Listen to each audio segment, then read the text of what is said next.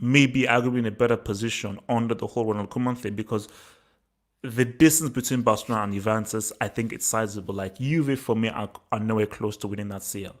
Shout out to my boy Pirlo and so forth, but they're nowhere close to winning that CL. And I just feel that under Pirlo, it's like because remember, I could understand why Sarri was going to get out there because he fit the Sarri mold. Pirlo is a totally different manager from Sarri, and I don't think Pirlo sees a future with Sarri. Sorry, I don't think Pirlo sees a future with Arthur, and Pirlo just isn't trying to get Arthur up in this piece. I think he's actually fancying more a Ramsey and especially a Rabiot. So he's screwed, and this is what happens because you can never predict the future. I don't think Arthur could have foresaw that, I'm going to go, and yes, Sarri is going to get sacked. He thought, okay, no, Sarri will be given this season because how many managers get sacked after winning the league? But Juve didn't like homeboy. They didn't like the dude, and they felt that exit stage left. So, but my thing though is that even if he has stayed at Barcelona, see, as right now, Messi Barcelona is maybe a better spot and probably are in a stronger position, but at the same time, both teams are reeling. Yes, Barcelona gave Juventus that work, but both teams, I think, are still in the process of rebuilding, and both teams still need to sort of really get back to where they should be. And let me even add to it. If he had stayed at Barcelona, what proof is there that Koeman would have kept him? Because Koeman still wants to get Wijnaldum and wants to get his Dutch boys. So why are you assuming that if Arthur had stayed, he would have been part of the Koeman's plan? So that is an assumption. That is an assumption. So thank you for that question, big man. Thank you for that question, big man. So next question on the docket. Ooh, now this, I like this one. I like this question right now.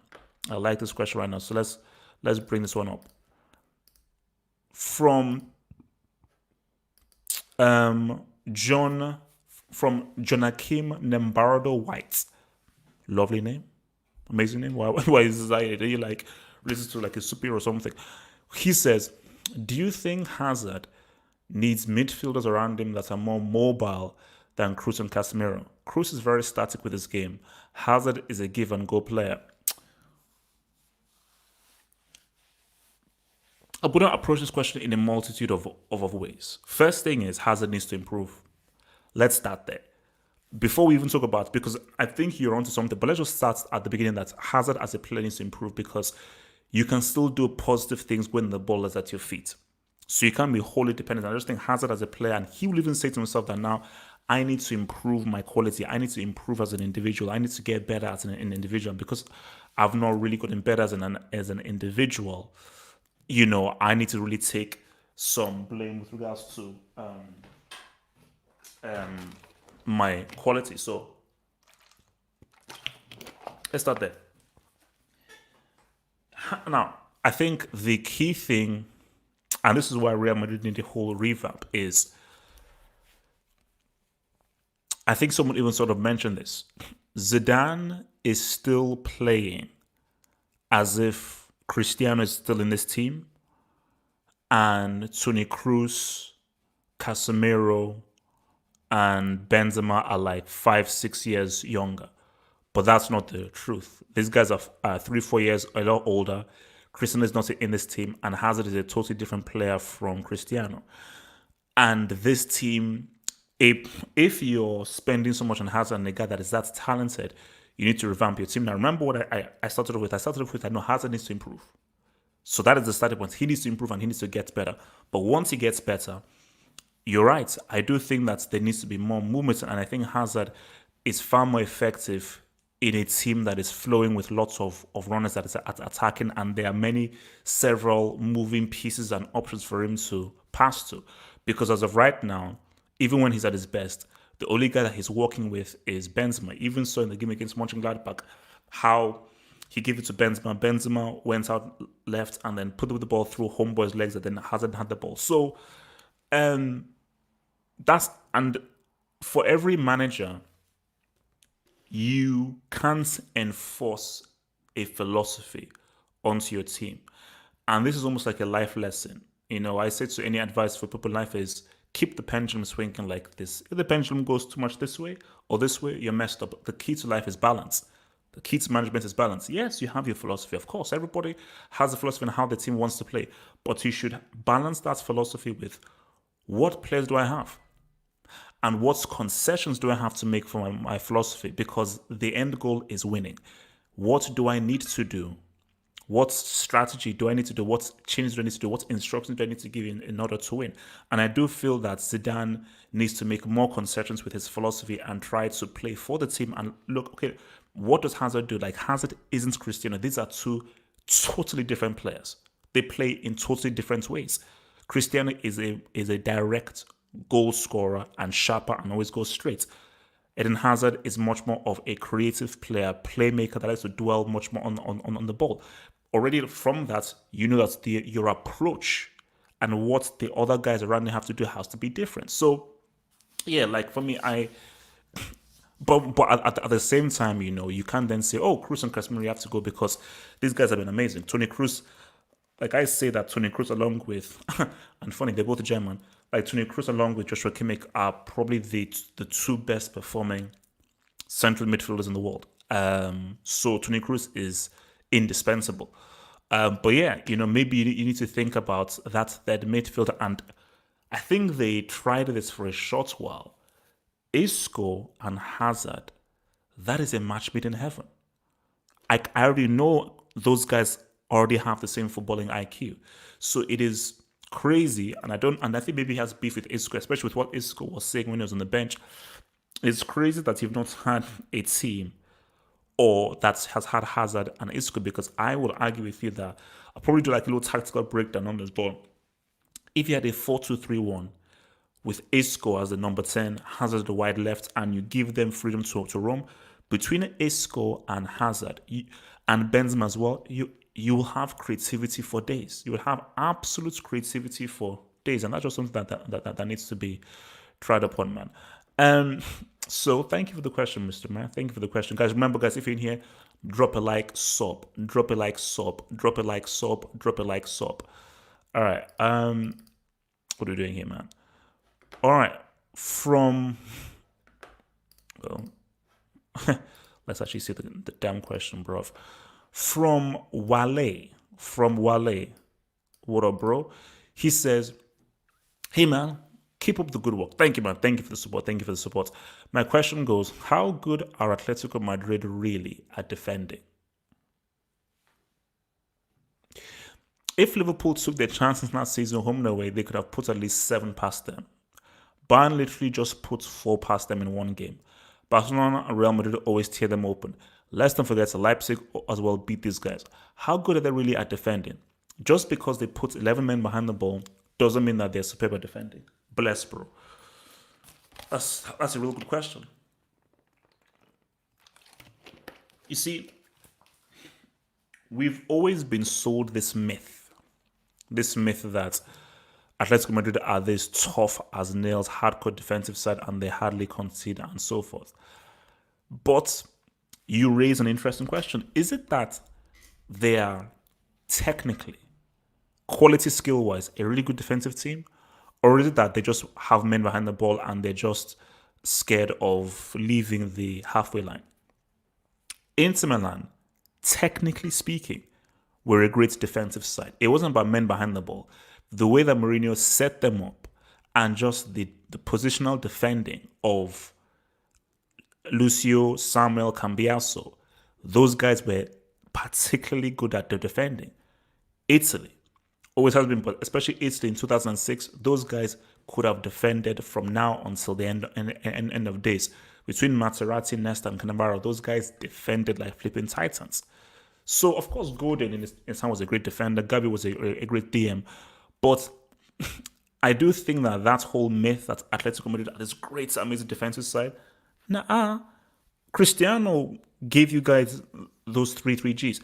If it's a case of where Cristiano has pretty much scored against you in every single Champions League game, how good can he be? If it's a case of where Bayern Munich puts four past you, how good can you be? If it's a case of where Liverpool had, it's not that Liverpool were restricted to two shots. Like Liverpool had about 15, 20 shots, and about 10 or 12 of them were on target. On target.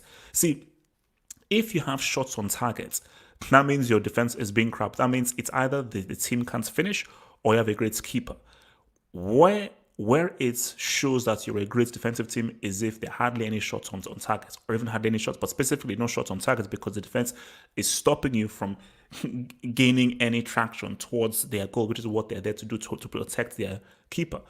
So, yeah, man, I think it's been a myth, which is why it is Atletico Madrid are a bunch of bricks. If they had any sense, sack Simeone. Sack Simeone, get a totally new, different attacking offensive coach, and build a team around João Felix and become a much more attacking Atletico Madrid, especially now. Now is the time where Atletico Madrid could generally win La Liga, because you're not sold on Barcelona. Not only that's sold on Real Madrid. Those, both Real and Barcelona, guys who've ruled the roost for so long, need to rebuild. If Atletico, who do have a good, healthy squad, who have a potential stud in João Felix, if they just said, Simeone, thanks, but you flopped in 2014. Yeah, you gave us the La Liga, but you flopped in 2014. Oh yeah, you also flopped in 2016. Oh yeah, and you also lost to a team called Red Bull Leipzig. So if you just do that, say, Simeone, thanks, but get lost with your piece of crap defensive merchants theory.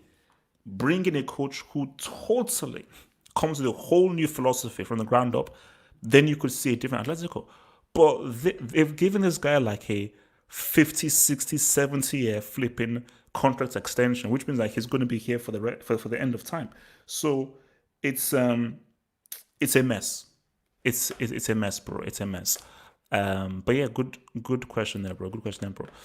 So last two questions. The final question is a really good one. So let's hit this one out, and this is from Joshua A. Who says, with European countries having a surplus of African descendants, how do you feel this will impact African countries? Will this improve African countries to a point where they can compete against European teams and challenge for the World Cup? Or is the homegrown talents the key to unlock African countries' potential? And who are the top African countries in regards to talents right now? All right, so lots to break down here. So the first part I don't really understand, because if you're saying that there's a surplus of African descendants, there's only one way that can impact African countries, because how can that improve African countries?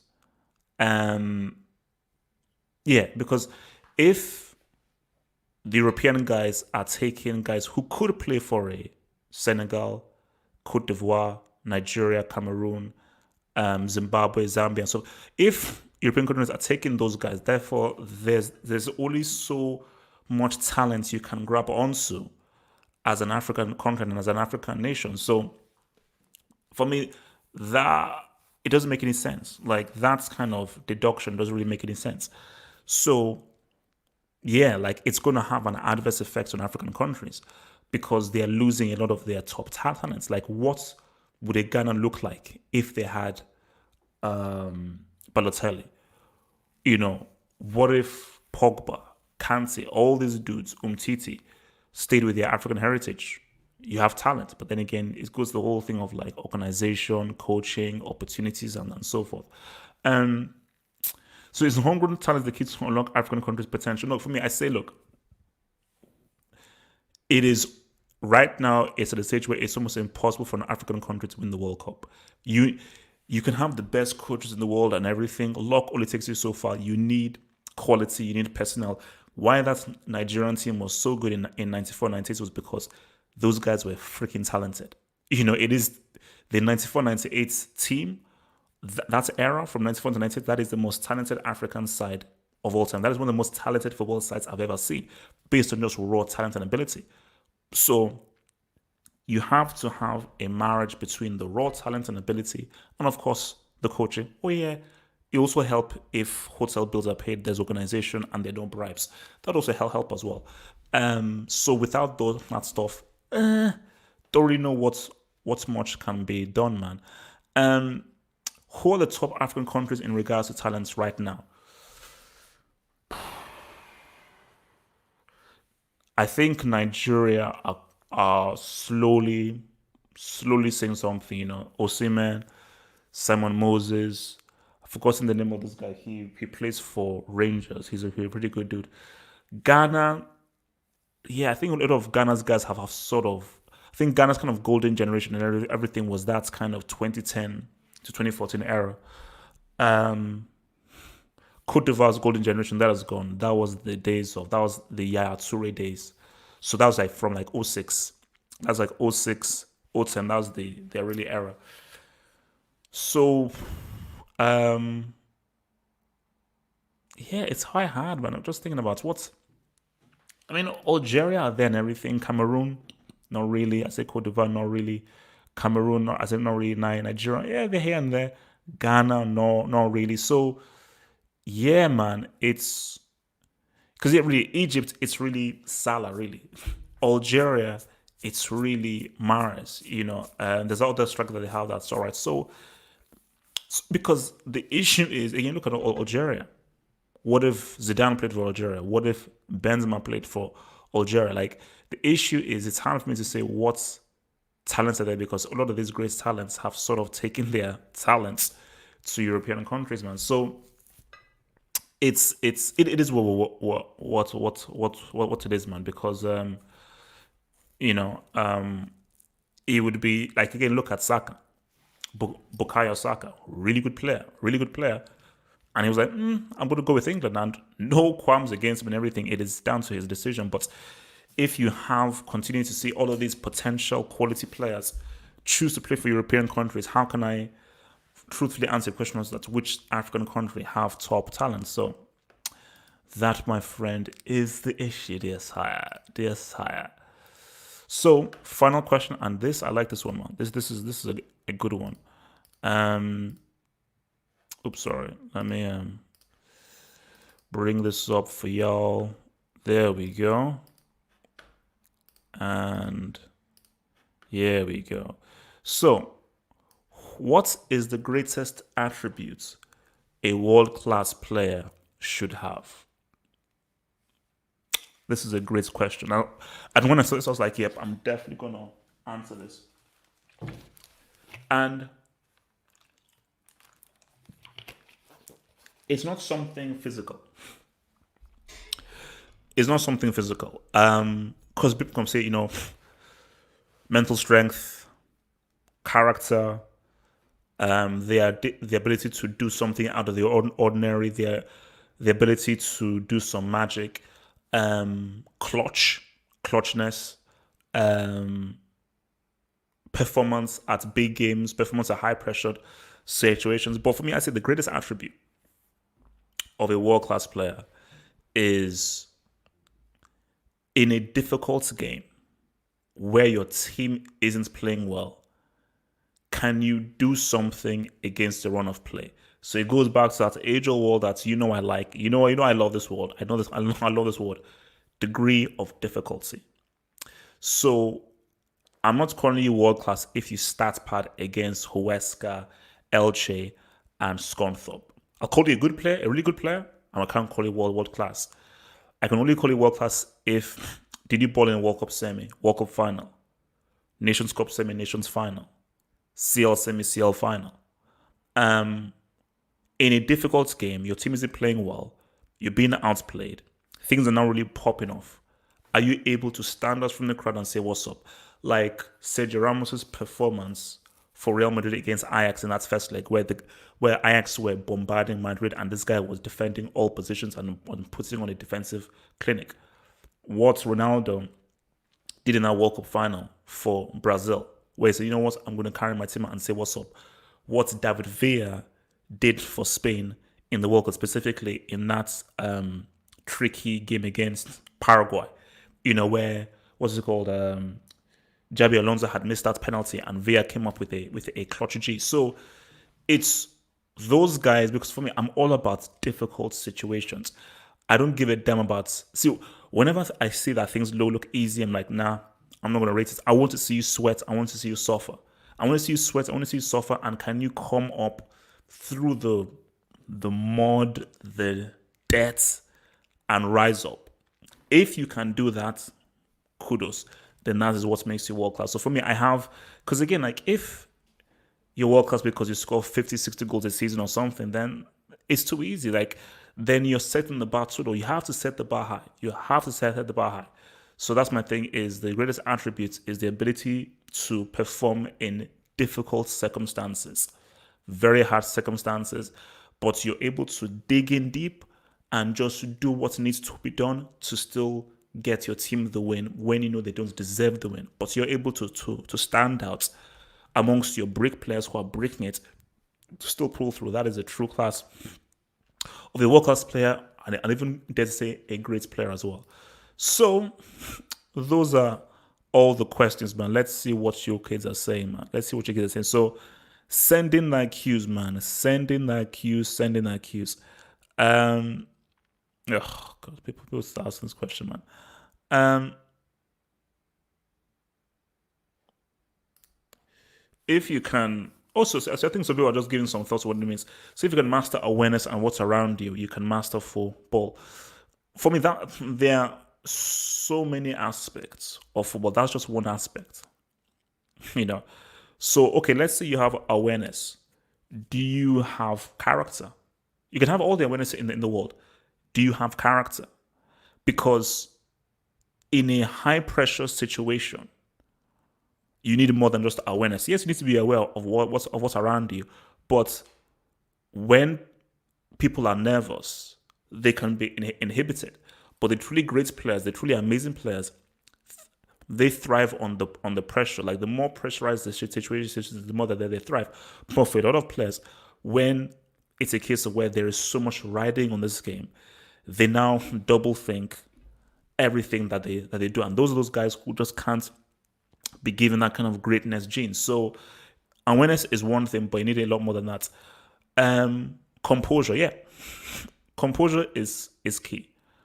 Composure is key, and again, especially composure in a difficult circumstance. You know, if you have to take a penalty 92nd minute, you need to have composure, and this penalty could win the game for your team.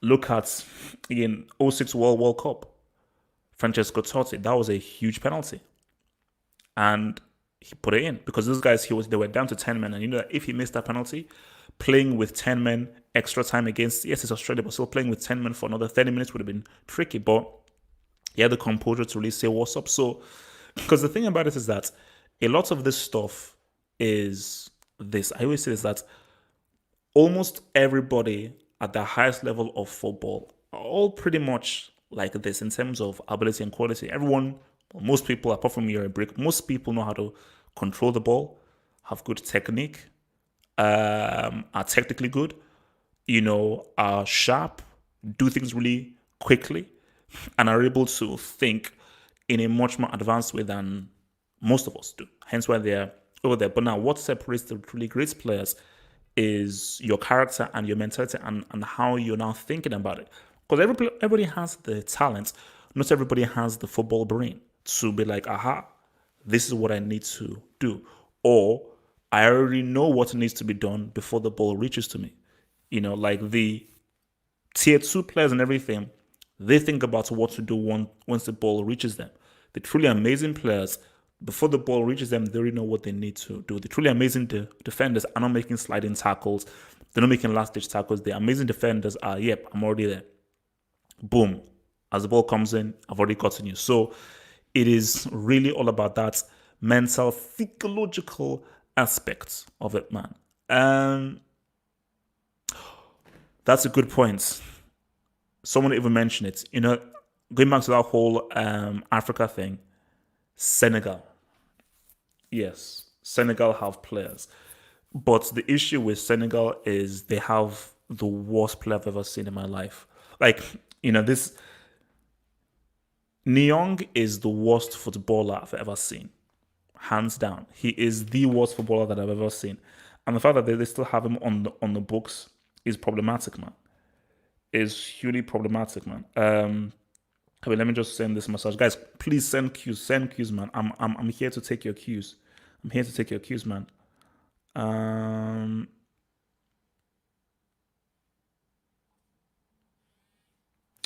All right. What are you guys saying? Um,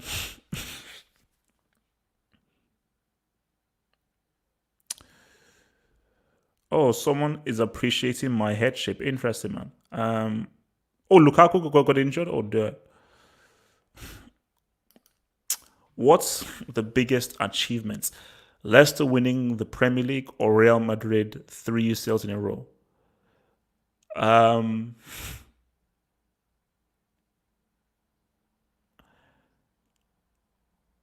Leicester City still, because yes, what Real Madrid did is amazing, but it is Real Madrid. They do have Modric, Ramos, Cristiano, Marcelo, so forth. So it is an amazing achievement, but what is the bigger achievement? Leicester City winning the Premier League is one of the biggest achievements I think I've ever seen in the modern era. No, it's probably the craziest achievements I've seen in football, hands down. But as I was arguing with people on Twitter, because this is Maradona's 50th birthday and we will be discussing Maradona on Sunday, what I was saying to people was this: what Maradona did for Napoli is a single greatest achievement for a single player. Jamie Vardy wasn't the reason Leicester City won. That was a full team achievement. Maradona was the main reason Napoli won those 2 league titles. That's a fact. He was brought to Napoli to win them the titles and he delivered. Jamie Vardy wasn't brought to Leicester City to win anything. No, it wasn't. Yeah, he scored a whole bunch of goals, but what's the whole thing? But yeah, Leicester City winning because that is something that guaranteed we'll never see again in our lifetime. Guaranteed. There is a good chance that we will see someone do it. There is a great, that's the thing. There's a greater chance that we will see somebody do a CL three-peat than we will see a Leicester City or someone from that ilk winning the Premier League. So that just shows you why what Ranieri did is most definitely the bigger achievements, man. Um, what do you think of Liverpool in for Pamecano? Him and VVD in defense, Matip and Gomez as well. Yeah, no, look, I've always been very impressed with Upamecano, and I think for a while now, he's been one of the best up-and-coming defenders. And I think with people so obsessed with all these modern defenders, oh no, this defender, he can pass, he can move forward with the ball and all that kind of stuff. He understands his defensive responsibilities first, which is always very key. He understands that, no, I need to understand positioning, marking, and so forth. And on top of that, he's a very solid passer of the ball, and he is very confident and calm on the ball. So, and I think that is why, whenever you're looking at central defenders, don't look at whether they can pass the ball out from the back first. Look at, can they defend? Do they understand the basics of defending? Then, can you pass the ball? Can you move forward with the ball? Can you bring the ball up from the back? That's where we're now going. So, but I think like Liverpool need a defender for sure, because I think Gomez, who was really good at the point, is sort of on the decline slide slightly, and Matip is too injury prone. So you want a guy who is pretty good with injuries, doesn't get injured too much, and who can be a good partner for VVD. So I think like Liverpool, it would be wise for them either in January or the summer to go for someone. And I think Upamecano would he's a good defender. He can pass the ball, can bring the ball up. There is no reason why he wouldn't flourish in Klopp's system very well, man. So that's the good one to go for. From Eddie, thank you so much for this super chat. Thank you, guys. Remember, guys, your super chats keep this thing funded. It keeps things going. So for all of your super chats or donations, I thank you. Thank you for those super chats that help to support the football hotman. Thank you, guys. So from Eddie, who says, opinions on Neymar out for 4 weeks. Should we have a conversation on how his injuries affect his legacy? Look, man. Neymar. You see, think about this dude, man. Think about this dude, Neymar. What can you say? You see, my thing about it is if he bulked up and just put up a bit more muscle, I think he would be able to withstand um, a lot of the kinds of heavy hits that he gets. Because if you have a thinner, more frail body, you're going to get injured a lot more. But yeah, man, it's like, for me, as I told you again, man, Neymar's legacy, what is his legacy? What is his legacy? Because yes, injuries are not your fault. It's not your fault, but I can't be like, oh no, no, no, I'm going to make you a horseman because if you weren't injured, it is, which is why it's shown that either you bulk up or when you are fully fit, you have to get it done. So for Neymar, you had that Champions League final. I don't care whether you're playing Bayern, like you had a 1v1. No, I put that ball in the net. Put the ball in the net. Like same thing with Messi in 2014. Messi, there's no excuses here. This is it. You are here. This is the World Cup final. You are finally here. It is very difficult to make it here because this crap is every 4 years. You have the 1v1. Put the ball in that net. There is no. I tried or maybe is like what 50 Cent says. Don't try to get rich. Get rich. Don't try and score. Score. Don't say, oh, I tried my best. There's no try your best. Put the ball in the net and win. So, yeah, look, it's worrying because if this guy keeps getting injuries more and more and more, and this guy is now remaining in France now, and also, do you know what makes this worse? France are about to go into a national lockdown, and this could affect Ligue 1 as it affected Ligue 1 last earlier this year. So maybe this guy moving to PSG was a bad move, man. Maybe his move to PSG was just a flipping bad move because you've moved to a freaking holiday camp, man. So what can you say, man? Oh my God, what the freak? Wow. Okay, from Dan. Can a man beat a woman if a woman beats him, a man? Oh, wow. So what I'll say is this. Shout out, Dan, man. Thank you for the super supporter, bro. Football hot member as well, man. As a man, you should never beat up on a woman. Same thing as like, if you're a big dude, you should never beat up on a small dude. So that should be a rule. At any given point, you should always, always, always, always never beat up on a woman because that's just unfair. You are naturally much stronger than a woman. And why are you beating up on somebody who is so much more weaker than you? But if I ever hear a scenario where this woman says, oh, she got hit by a man and everything, and they then find out that the woman was beating on the man, slapping the man, scratching the man, screaming at him, embarrassing him, trying to self-defense. Because my thing about it is that human beings are animals. And because human beings are animals, the only way that they can learn is through aggressiveness. So I think that it is ridiculous that a woman feel that they can just beat up anyone because just assume that the man will never react. So how can you now complain when a man just finally snaps? Because the man, he's using restraints not to. You see, the bombs are those guys that beat up on women because women just say stuff or because they have like a low ego. Those men are chumps. But if a woman is dumb enough to start beating up on a guy who is bigger than you, has more muscle than you, and who isn't reacting because they are showing restraints because you're a woman, and once the man finally snaps and hits you, why the hell should you complain? So yeah, it's all dependent on the scenario, man. Don't show smoke if you don't want smoke to get back as you, man. So all right, what else would you say, man?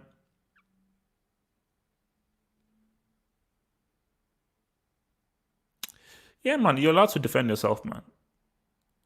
You're allowed to defend yourself. All right. What else are we saying, man? What else are we saying, man?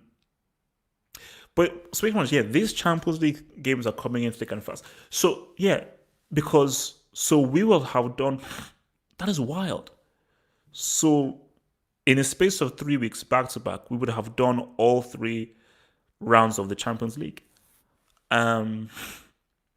Basically, this fixture congestion is wild. But see, my fear now is, I mean, the Euros is still a way away because the Euros is next summer.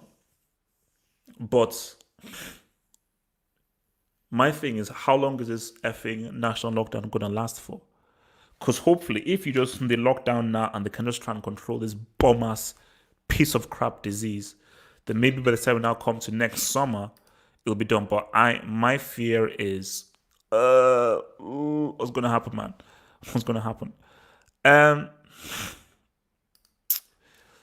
HH, is Ole a big game manager?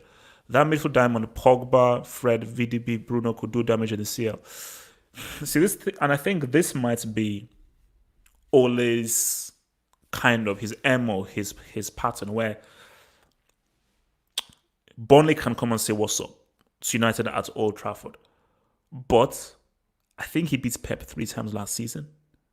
He beat Lampard, I think, twice, but he then lost him in the FA Cup, and he now went to her and just beat PSG. So I think Solskjaer just seems to be able to, and basically what is very simple. It is very simple, and that's what it's about matchups, which is why the best managers in the world, they have a tactic for a low block defensive team, and they have a tactic for a team that then gives them space. It shows that Solskjaer obviously doesn't have a tactic or an effective tactic for beating teams who now sit back and are defensive. But teams are now come on to him and give his guys space. He knows how to utilize Rashford's speed. He knows how to utilize Pogba's technique and passing.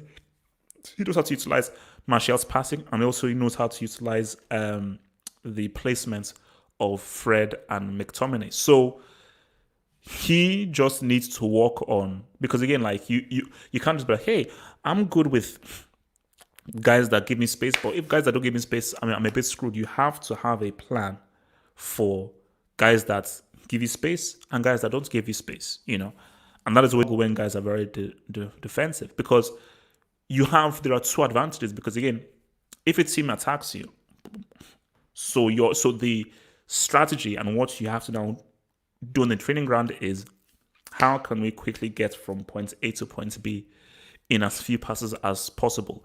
How do we quickly get our guys into position once we have the ball so we can now counter based on them leaving a lot of space in behind? But when it's now a deep block, it's like, okay, how creative and imaginative can we be knowing that we now have great possession of the ball? Because I would say possession is the most misleading stats in football. The most misleading stats. And that is the stats that leads teams to mistakes, because you have a false sense of superiority when you have possession of the ball, and that is where you lose concentration, because that team that are just sitting back, they're just waiting to pounce on you, because as you're having possession, you're like, okay, man, we're controlling the game. Before you know it, counter, you're 1-0 down. So you have to, against like a deep block, you have to have dribblers. Obviously, you have to have guys who are creative passers, because you will not break down a team by passing sideways, straight lines. You have to be like, okay, what pass can they not see? What movements can they not see? And that is what made that Barcelona side so good.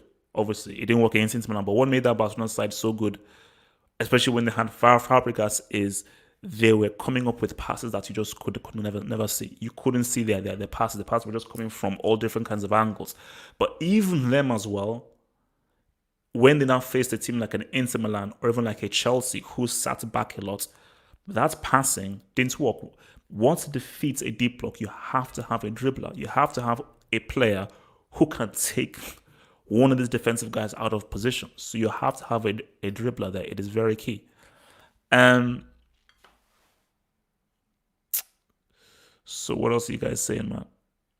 Oh, Danny Jones, greet your sister, man. So I have another fan, Miss Ortega. Buenos dias.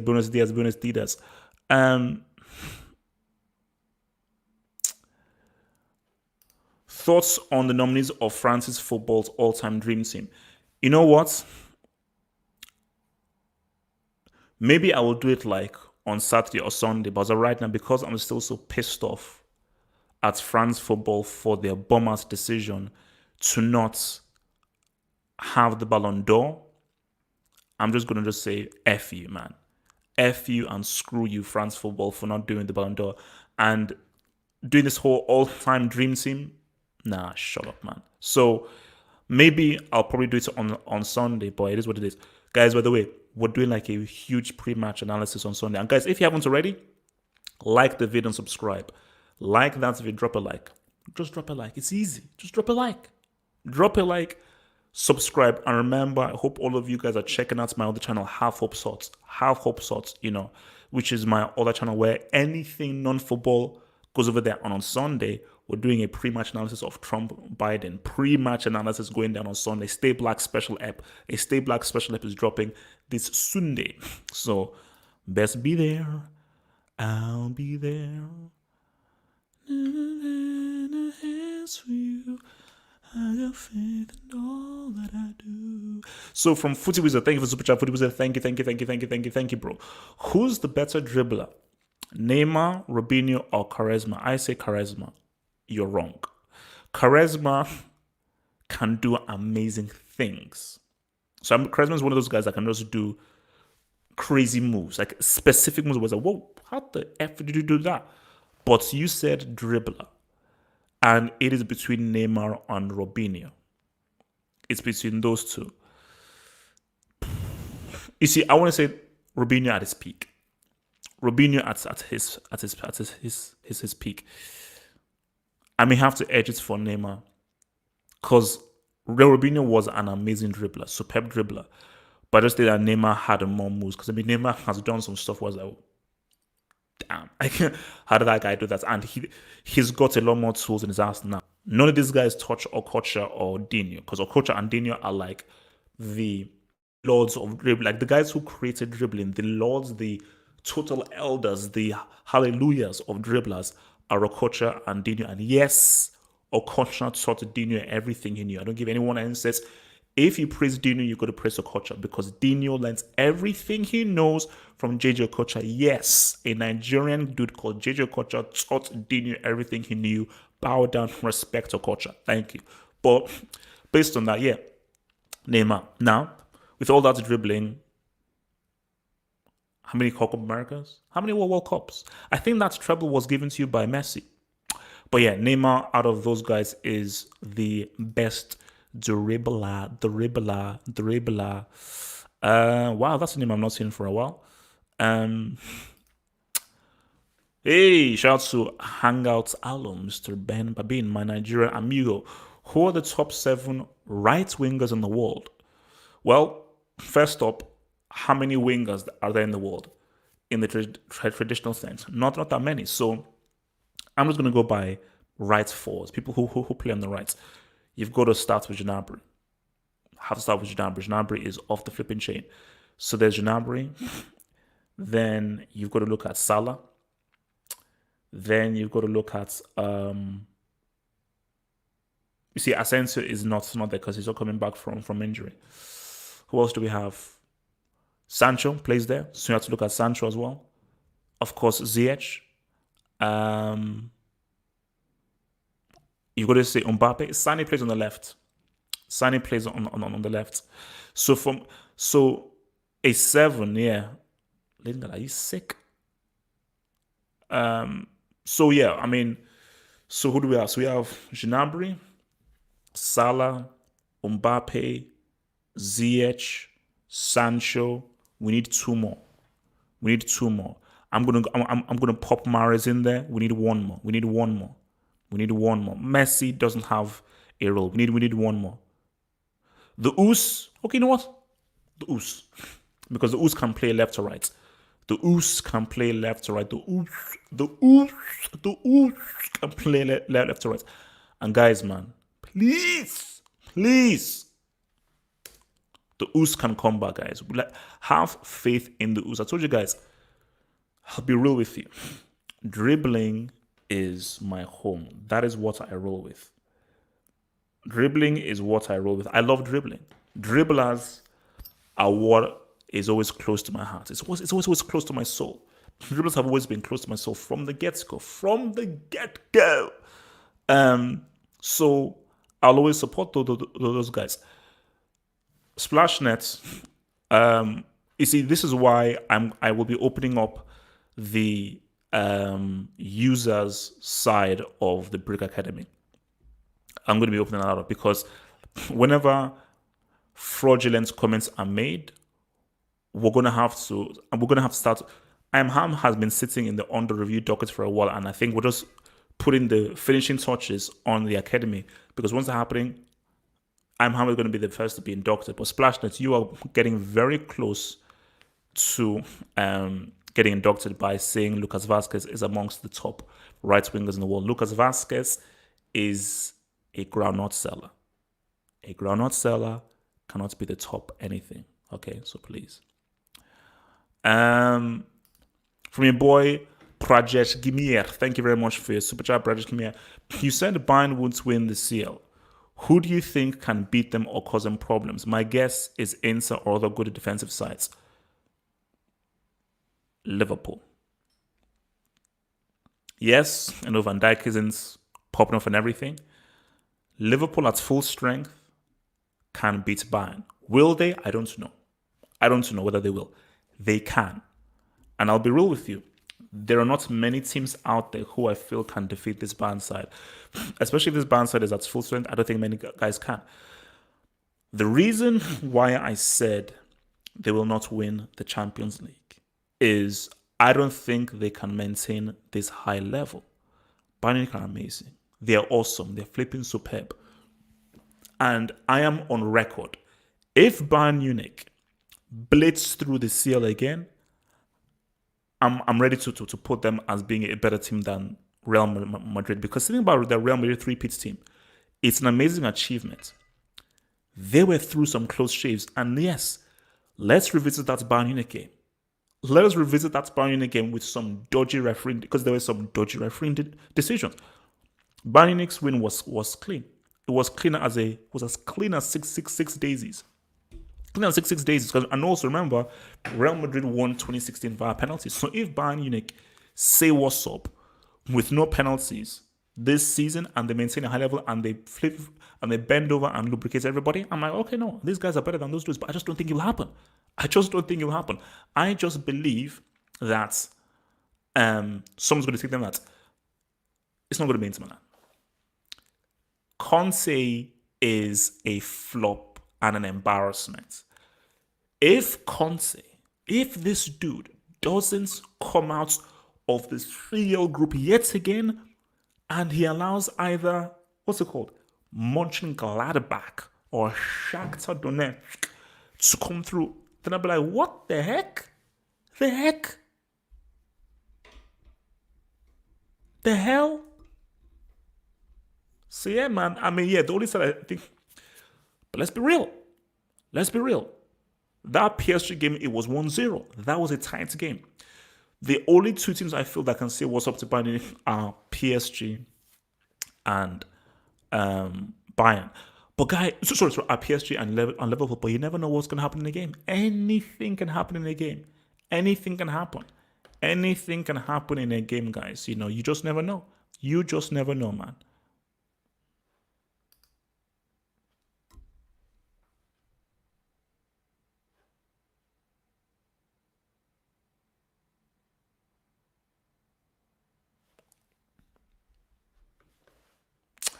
Yeah, you just never know. What's going to happen, man.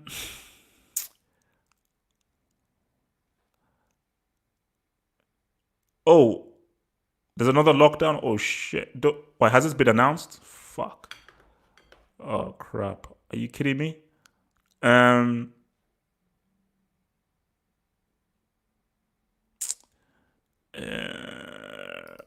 Why does English football focus on fitness more rather than technical football? It's just a philosophy, and I think that is why English football always suffers. Is that when you look at the schools, especially, I remember when I was in school, and I remember one story where like I was in the second team, so the Bees, and I was part of the first team. Then I just decided not to go to fitness training because I'm not going to run, and then I got dropped down to the C's. So I was literally dropped down because I refused to go to fitness training. So yeah, in England, and England will not never change, which is why England will never win a World Cup, because English people are very stubborn and they're very stuck in their ways. and they don't want to embrace, because there's so many talented English guys out there. So many. I see them all the time playing in the parks, but these guys will never go to 11-a-side because 11-a-side is boring. So all these talented English guys who can ball, they can ball, just end up normally taking up 11-a-side because the coaching is class B. Freaking Brick Rona, man. UK national lockdown to be announced next week. Fuck. So I mean that means I need to get some more toilet roll than shish kebab. Freaking hell, man. This coronavirus has just been a disaster, man. An absolute flipping freaking disaster. A total disaster, man. A disaster. Basically, it has actually been a disaster class. You know, a total freaking disaster class, man. I mean, what the heck? What the actual heck? Terrible, man. From Eddie, who says Bayern had to play only one game knockout, easier to the final. You may say that, but look at the schedule. It was a very brutal schedule. And let me be real with you. And this is what people always say, oh, they only have to play one game. If you're Barcelona, aren't you happy it was only one game? Because if it was 2 games, Bayern could have probably put 12 past those guys. So I think it might have been better for like a Barcelona that, okay, let's just hold it for one game, because what do you think Man United could have done to Barcelona if it was over 2 legs? Come on. So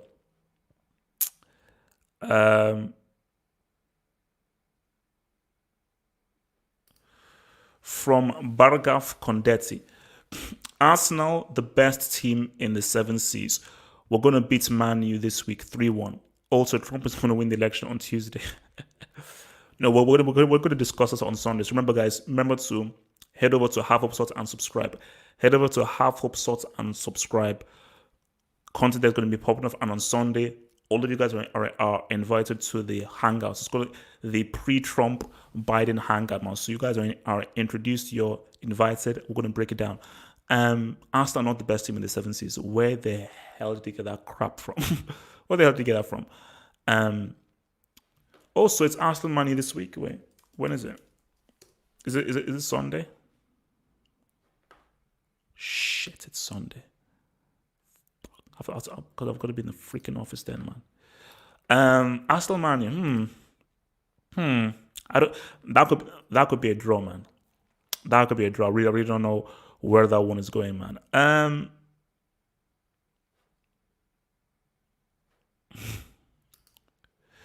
What if the first game was at Camp Nou? What do you think Man U could have done with all that space? Barcelona were being managed by a guy who sells tapas bars called Setien. They would have been totally mashed up. All right? They would have been totally mashed up and totally lambrigated. Okay? Totally and utterly lambrigated, man. Come on, bro. Can AC Milan win Serie A this season with the blistering starts they have made so far?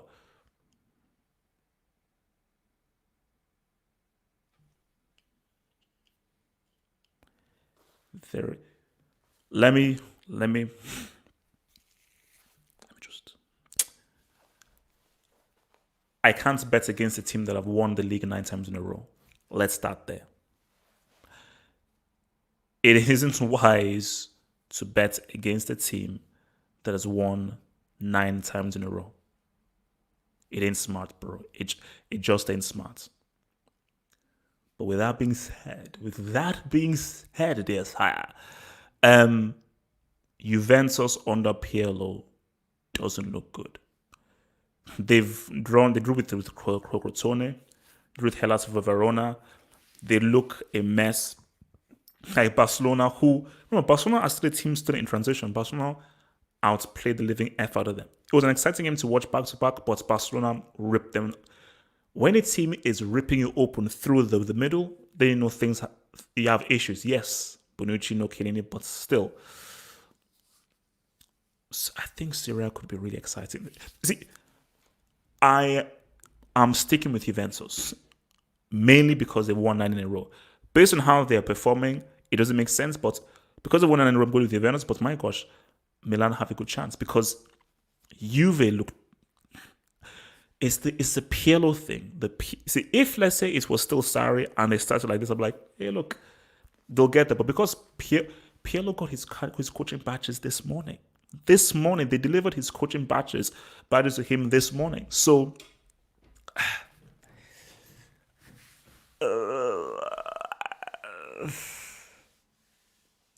what Syria needs is a new winner, and it would be amazing. And obviously, Hazem would have an orgasm. Sorry, Hazem would have an orgasm if AC Milano were to win Syria. But I think that I've seen teams have a great start and then falter. Like I remember when I think Conte's first season with Inter, they were looking really good, and then they just faltered. So let's see whether they can maintain it. But he's playing amazing. And it's amazing what he's doing, as a guy who is 38 and 39, man. But I feel uneasy with them relying so much on Ibrahimovic. Çalhanoğlu looks like he's gotten better. That Leao looks like a really good signing. He looks like a really good signing. So, yeah, but I think this might be, we might get a genuine title race. I hoped I'm not jumped the gun there, but because of Pirlo's inexperience, see, that's the thing. Conte was experienced, ish, but he still was. Allegri was experienced for sure. Sarri was experienced. Pirlo, because I think when Conte took over Juventus, he definitely had more managerial or coaching experience than Pirlo did, which is why were Juventus just arrogant, just saying, "Oh look, we've won it 9 in a row. Let's just take we can put a flipping clown as manager." And you wouldn't say that is too crazy of a thing, because if you've won 9 in a row, one of my little cousin can coach these guys and they can still say what's up. So yeah, man. Yeah. Interesting. So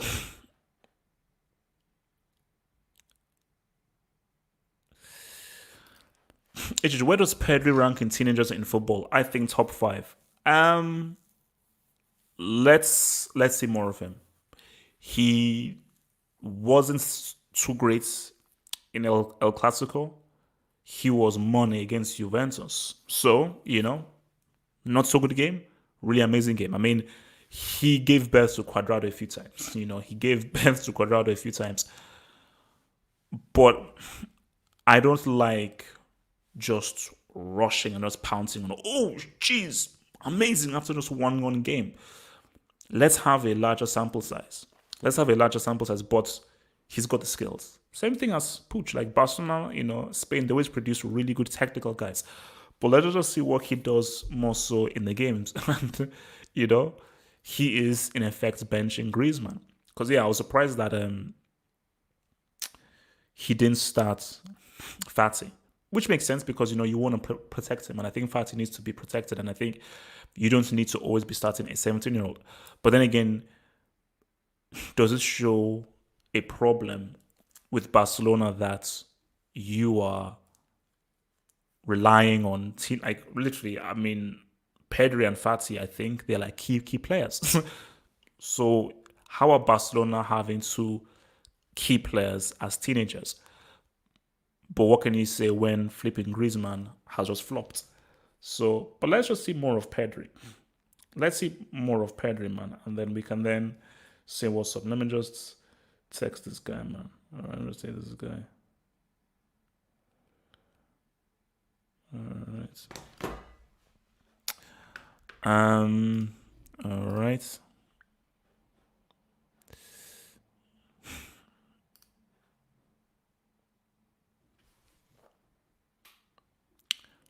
When do we want to have an honest Dybala conversation? Just tell me. Guys, when do we want to have an honest Paulo Dybala conversation?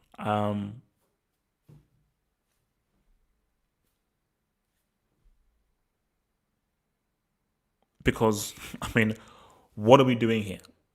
What are we doing here? Because look, the fact of the matter is, what the freak has this guy done in the last three?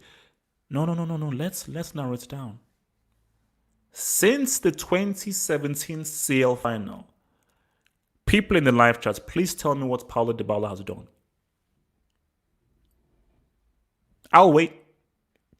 Since the 2017 CL final, what has Paulo Jeremiah Dybala done? No. Guys, I've not got much to guys. Trust me, I've not got much to do. Like literally, football hot is now like a 24/7 thing. So guys, I've got a lot of time. Of course, guys, I've got loads of time. Trust me, I'm not going anywhere. Since the 2017 CL final, what has Dybala done? I'm here all night, guys. Don't worry, I'm here all night.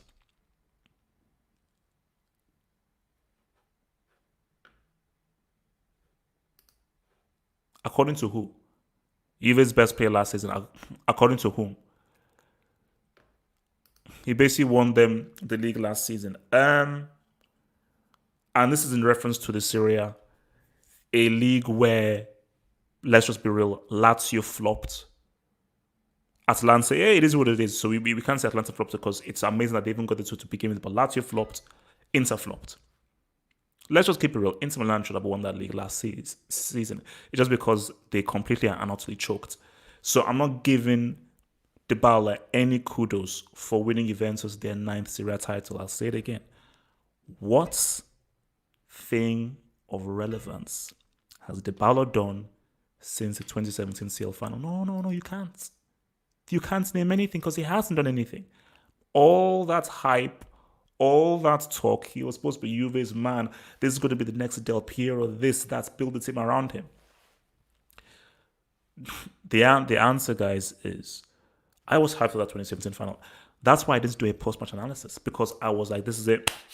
Juventus, Buffon finally gets his CL, Juve come back, they do their thing, they stop Real Madrid's thing, and Dybala disappeared.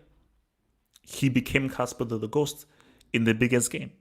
And ever since that, I was like,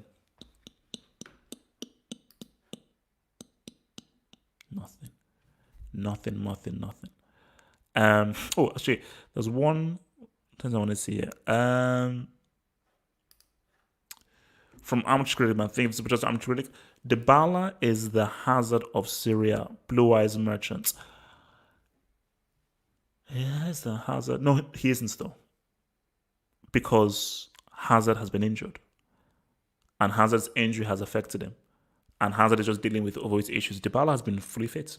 Fully fit, in great shape, but he's flopped. So he ain't the Hazard, bro. He ain't the Hazard. All right, so let's keep it all the way stack. There's a question I wanted to address. If I can find it. If I can find this question. Come on. Come on. We come and go. Shout out to Mega, Football Hot member, guys. Remember, I want more members, man. Guys, join the membership, man. It's where it's going down. Shout out to all the 28 members. Shout out to all the 20 patrons out there. Shout out to the 20 patrons who are part of the Patreon program. Thank you for you guys. Thank you to the 28 members getting that content crack. Thank you, boys. So, Mega, Football Hot member. Which partnership is better? Mbappe, Neymar, or Son Kane? Son Kane. I said it. Not who are the better players. What's the better partnership? The key word, partnership. Of course, Neymar and Mbappe are both better players than Son and Kane, 100%. But as we saw against Man United, Mbappe and Neymar, once it gets crazy, they don't connect. They just start going. They start playing ISO football and they just start like caring about themselves. So very unprofessional. Son and Kane, that is a genuine partnership. Kane drops in deep, and then supplies balls over to Son. Son makes great runs, has got superb movements, and Kane has great passing. So that's put together. is a great recipe. So I don't think Mbappe and Neymar's. I don't even think. See, I've never thought of Neymar and Mbappe as a partnership. I've just thought of it as, these are just two quality players. And Mbappe, get your head out of your ass. Stop idolizing a dude who's not won a Copa America or a World Cup. See, that's Mbappe. Think about this. You've won a World Cup. He hasn't. So why are you at PSG? Trying to kiss his feet. Oh, Neymar, me and Neymar, my guys. No. Mbappe, grow up. Be mature. Get your ass over to Real Madrid. Get your ass over to the Premier League, to the La Liga, to a league that makes sense. Because you're losing a lot of respect. The longer you stay at PSG, the longer you stay at Liga, it's not Uber Eats anymore. It's not Uber Eats anymore for at least this season. It's Liga. The longer you stay at Liga, the more we're gonna disrespect you. You need to move to a major market. But yeah, Son and Kane, they are the better partnership. All thanks to Mourinho. But no, I know you won't give Mourinho the credit. You absolute losers. You sad, pathetic losers. Now,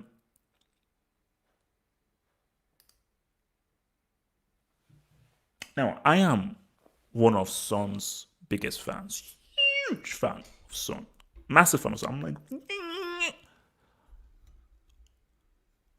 Son is better than Mbappe. Not on form. If we're talking about on form, oh my gosh. Like, Son is upper tier 2. Yeah, I think I moved Son to upper tier 2. But yeah. So I mean, so yeah. Like, what are we saying here? Like, huh?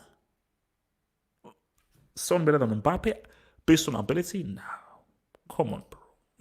You're talking about the prodigy, bro. You're talking about the prodigy. Let's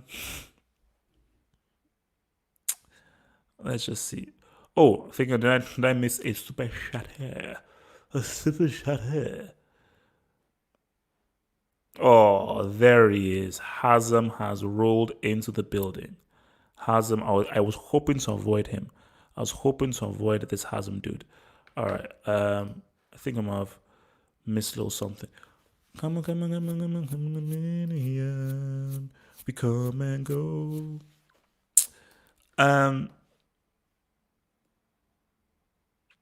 So from the real deal,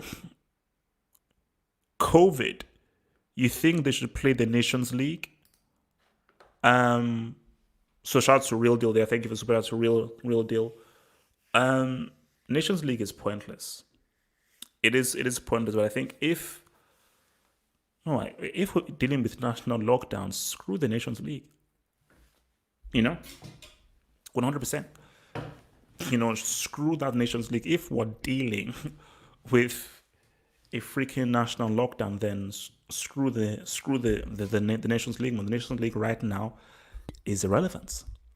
The Nations League is irrelevant, man. So we would really need that to be coming in through there like that. So yeah, man. If a country is on a national lockdown, so let's say France are in a national lockdown and it's their summer needs to play in France. What do you do? And if they're on a national lockdown, nobody can enter, nobody can leave. Because that's what a lockdown is.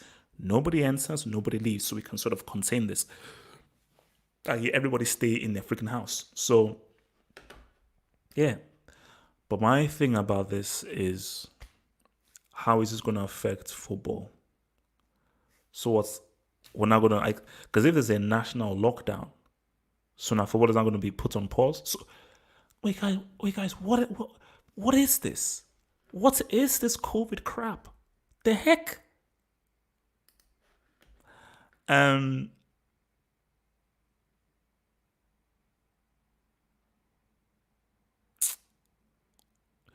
yeah, so from Coatley Awesome, who says, happy birthday to the great Diego Maradona, man. Yep, that is the ghost, bro. That is the growth. Yes, side, man. How many signatures to make Rashford a chief Oga? There are not enough amounts of signatures, yes, side, for him to be made chief Oga. There is no chance in hell I'm ever make. Put it this way. It is doubtful Marcus Rashford will ever be tier 1. Basically, I don't think he'll ever be tier 1. there is a 0% chance of Marcus Rashford being made a chief ogre. Chief ogre that's the highest title. That's the highest ranking. Side, come on, bro. Let's be real. Armchair Critic says, seems you've lost faith in Neymar. 2022 World Cup last shot. Yeah. That is his last shot.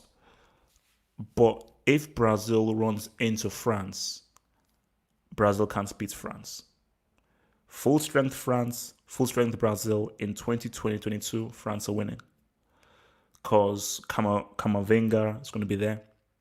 Us still around. Mbappe is still around. Griezmann is still around. Labille is still around.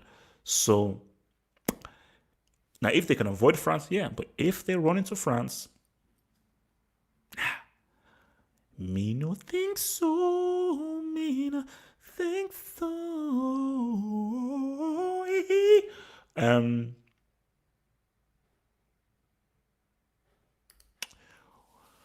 Who will reach the highest level out of Chelsea's young players? For me, Reece James or Pulisic.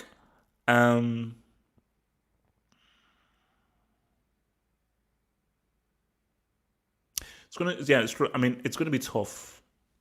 It's gonna be tough with regards to, because I think Hudson-Odoi is super talented. Billy Gilmour is still very young, so it's hard to really judge. But I'm not sold on Hudson-Odoi being a great talent. But my thing is this, which is why I always said that for Hudson-Odoi, it would have been smart for him to go to Bayern Munich, because maybe Bayern Munich sees something in him of turning him into a truly world-class quality player. But the longer he stays at Chelsea, it ain't going to happen. For me, Reece James or Pulisic.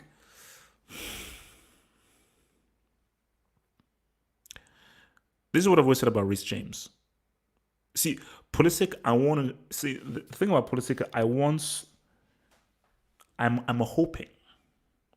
hoping that incredible form after the restarts wasn't just a flash in the pan. He has been injured and so forth, which is why it is annoying that, hey, bro, Lampard, just put him back on the left, give him 2-3 games on the left, and let us see whether he can now go back to saying what's up.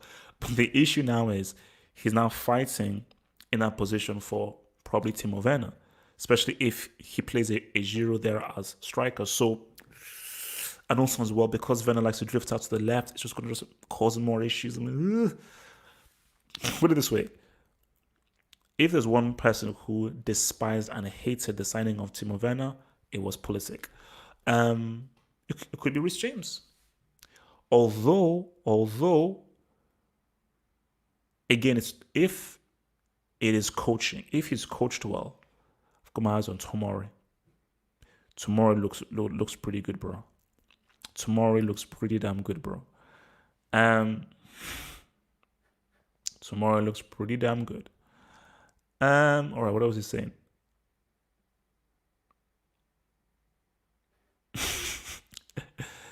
Check, you guys are crazy, man. Yeah, man. No, guy, wow, man. If it is another national lockdown, man, I think basically, I think the economy is just gonna crumble, man. The economy is just gonna crumble and just be cut to pieces, cut to complete pieces, bro. Ishish, how has the defender won the Ballon d'Or in 14 years? Sergio Ramos, Chiellini, Godin, Lam, and Van Dijk, etc. Again, this goes, and you even mentioned it, this goes back to what Bart Simpson says. Bart Simpson, aka Lam, he said that the Ballon d'Or is very biased towards attacking players.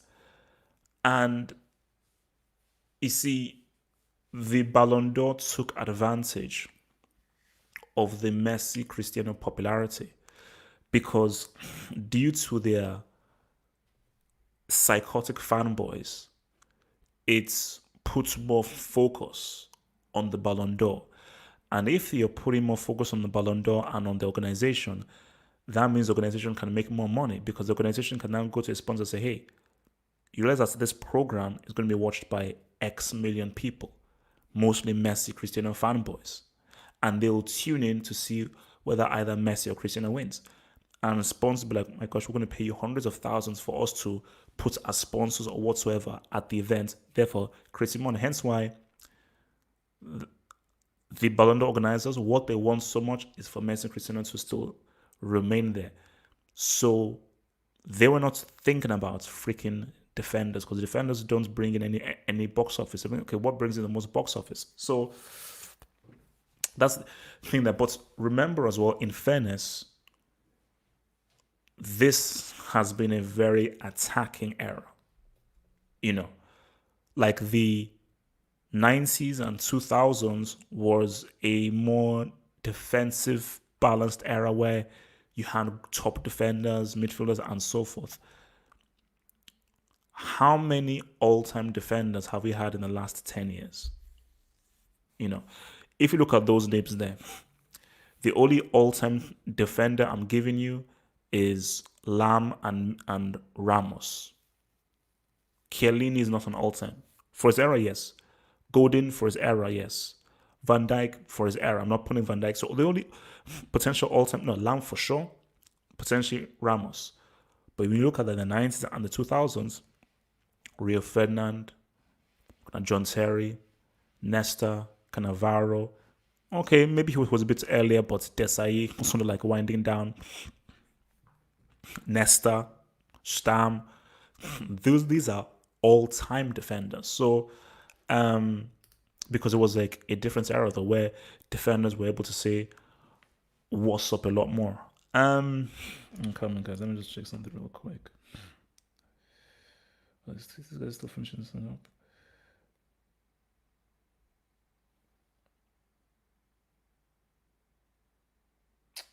Man, they say COVID is still spreading in England. Fuck. Man, this virus, man. What did China do to us, man? What did China do to us, man? God damn. Fuck. Do you think Kai Havertz and Pulisic are most likely to be world class out of all Chelsea's youngsters?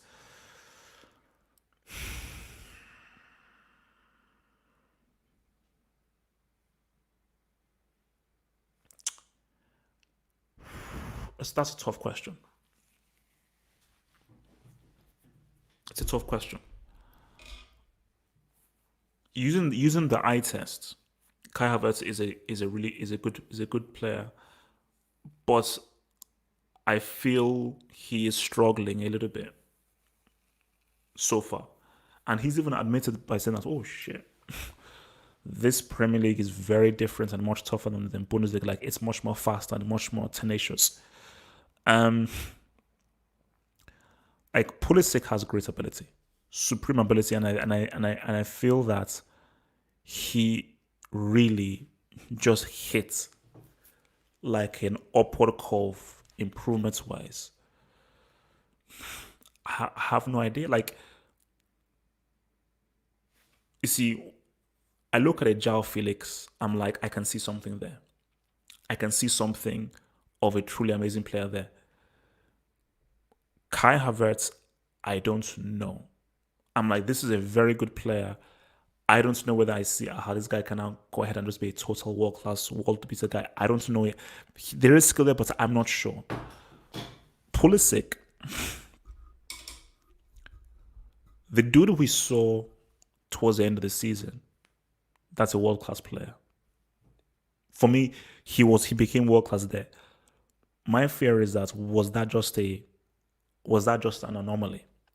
Was that just a flash in the pan? Hence why I want to see him hold down that left position for a long period of time. But we're not going to see that with Timo Werner there. Because with Timo Werner in the team, Lampard is going to play Werner striker, play him left. Because there are only two positions that Timo Werner can play. Either he's a striker or either he's left. But even if he's a striker, he likes to drift in left a lot. So maybe occupying the position that Pulisic is in. So because when you had either Tammy or Giroud, Pulisic just had that sort of area all to himself because Tammy and Giroud just remained there in that area. So, has Pulisic's development been stunted by Werner coming in? And are we not ever going to know whether he can be world class or not because of Werner's arrival? It's a thought. It's a thought. Um, all right, where are we going? Where are we going? Where are we going, man? Billy Gilmore. Billy Gilmore. What was this? So from Armchair Critic says that no defender deserved it. Dino was robbed in '06, by the way. No. No, didn't Dino... So, wait, so Armchair Critic says that I say that no defender in the history has deserved the Ballon d'Or. So you're saying that Cannavaro didn't deserve it. But how does that make sense? So then, my question is that how does a defender then deserve the award? Because a defender can't score goals. And a defender is not required to score goals. A defender is required just to defend and to be an amazing defender.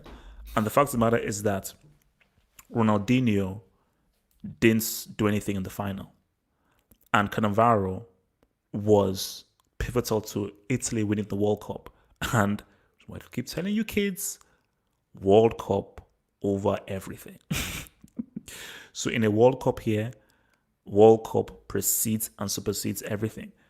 So my question to you, I'm true critic, is that are you saying that only attacking players should win the Ballon d'Or and defenders should never win Ballon d'Or? Because if he says, then you clearly don't have true appreciation for football, you know. All right, what are we doing here? Who do you rate higher, Gnabry or Sane?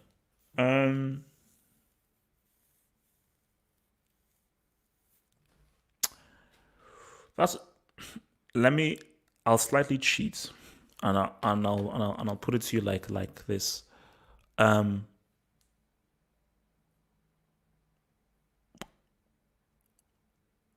Sane is the better player. Pure ability. As of right now, as we speak, 2020, I rate Gnabry higher because of what he can do. So that's my thing. But I have to put in that caveat that Sane is the better player, and Sane can do more and has more explosiveness than Gnabry does. So that's how I'll sort of navigate that question.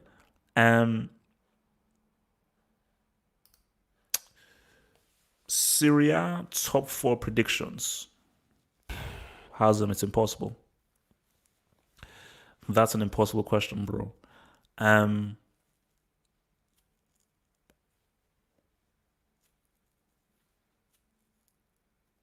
Impossible.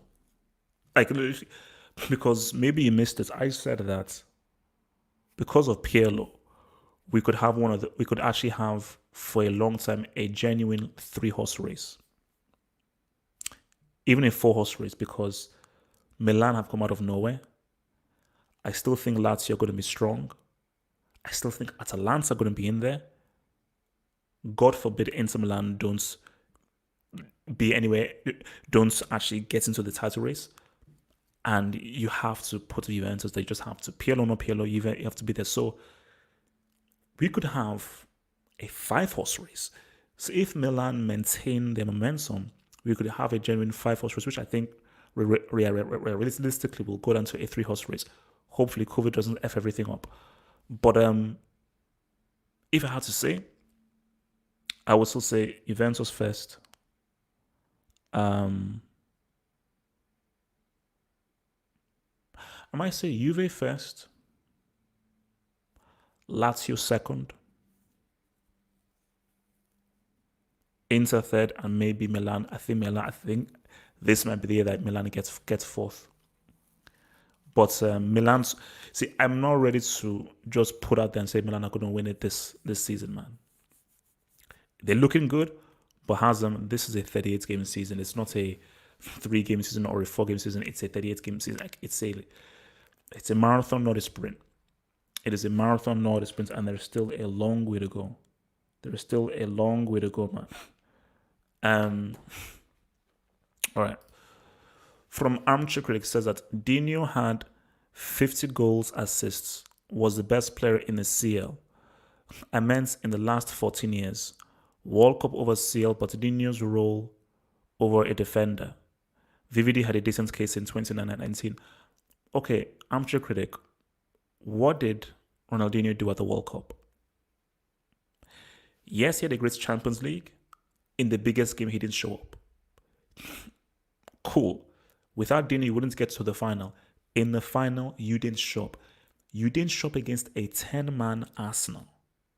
And Eto and Belletti had to bail you out. Those are just facts. Those are just facts. Cannavaro, not the greatest CL, but the World Cup over the CL and Cannavaro was outstanding for Italy on the World Cup. Outstanding. So when you wait up, because Dino didn't ball in the CL final and he was a no-show at the World Cup, you've got to give it to Cannavaro, who for the entirety of the World Cup campaign, he was outstanding. So, yeah, I mean, it's like you have to see that I don't care about his goals and that doesn't mean anything.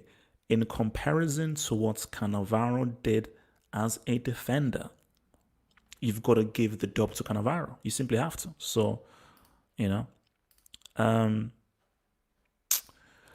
from Subit Karki, thank you for the super chat. Subit Karki, thank you for the super chat. Thank you. Forget about your player ratings, HH. Out of all the players you have seen playing, who do you think will be remembered in a long run? Out of all the players you have seen playing, who do you think will be remembered in the long run?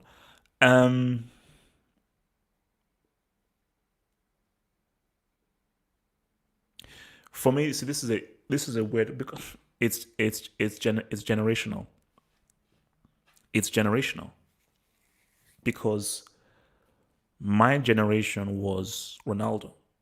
So guys of like my age group was where Ronaldo was our guy. Guys of my brother's age group was Maradona. Then guys of like my uncle or my granddad's age group and so forth. My father's age group was Pele. So people of the generation below me, their guys are Messi and Cristiano. So it's a generational thing. But I think if I just put the names out there, Messi will be remembered in the long run, 100%, because he's just done some things that have just been outstanding. Ronaldo, still, there's anybody that watched Ronaldo will be like, yeah, he was that dude.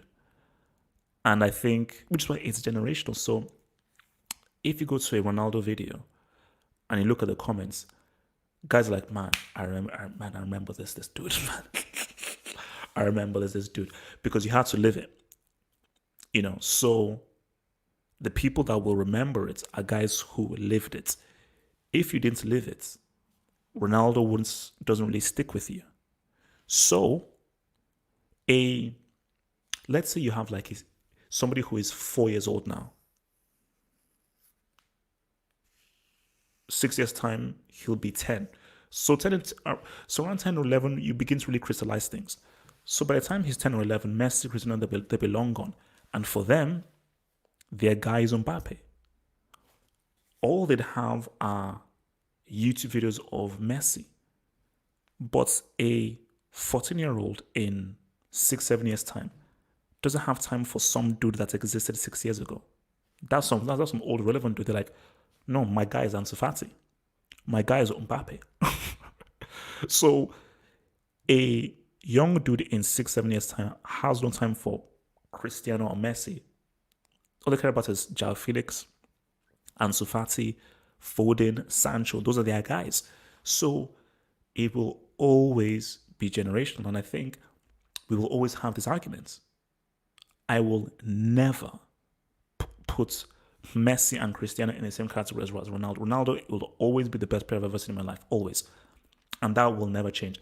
I will never ever see a player as good as Ronaldo was. Impossible.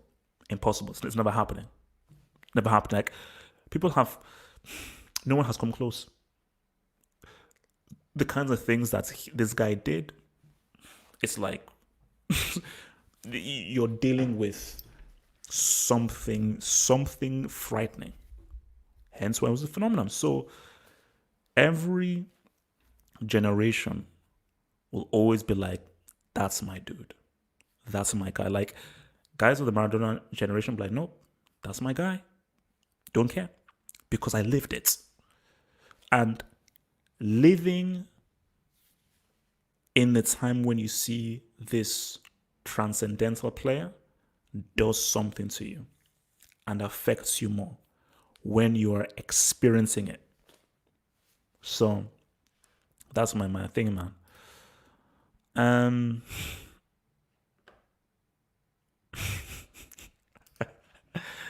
Guys, please educate my dear friend here. You know, there's I only refer to one Ronaldo, but please educate our dear friend here as to which Ronaldo I'm referring to. Sick, but from Armchair Critic, who says, peak of footballing quality, Messi, Arna, and Maradona.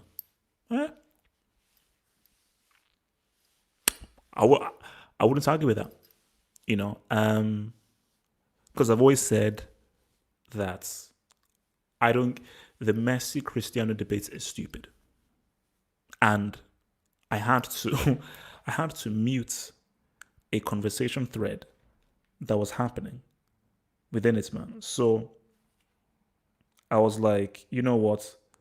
Let me just mute this thing, man. Oh, okay. I'm coming, man. I don't know now. Wait, can you email as well?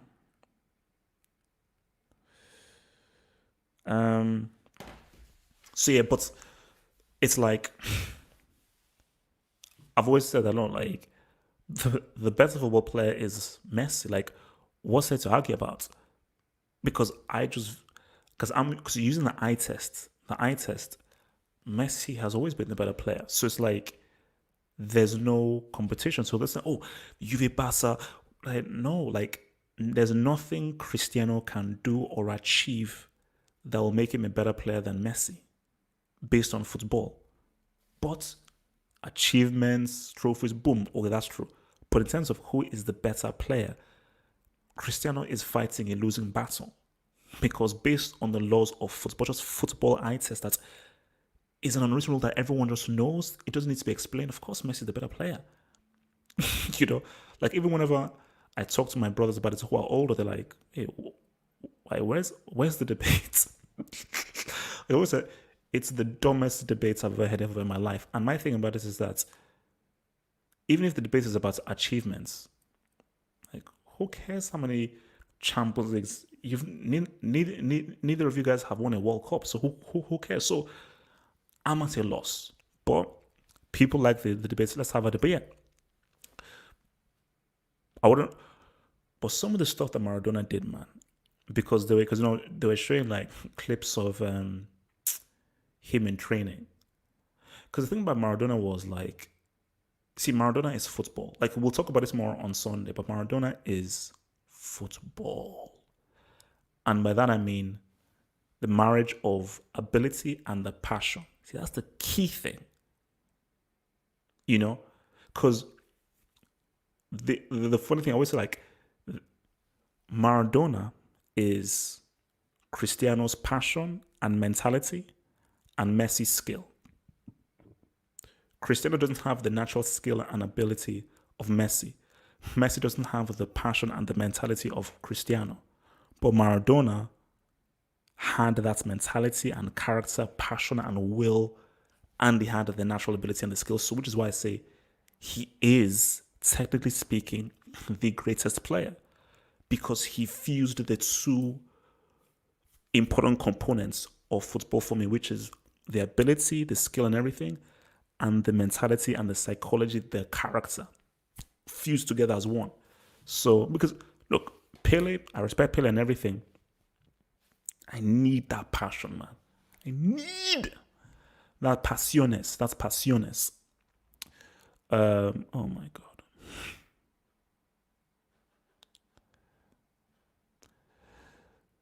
Hey man, stop insulting my head, man. Leave my head alone, man. Leave my head alone, man. Why don't people mention Ronaldinho as the GOAT? He didn't realize his full potential. Simple as that. He did not realize his full potential. Oh, okay. Wait, one more sec. Yeah, so it's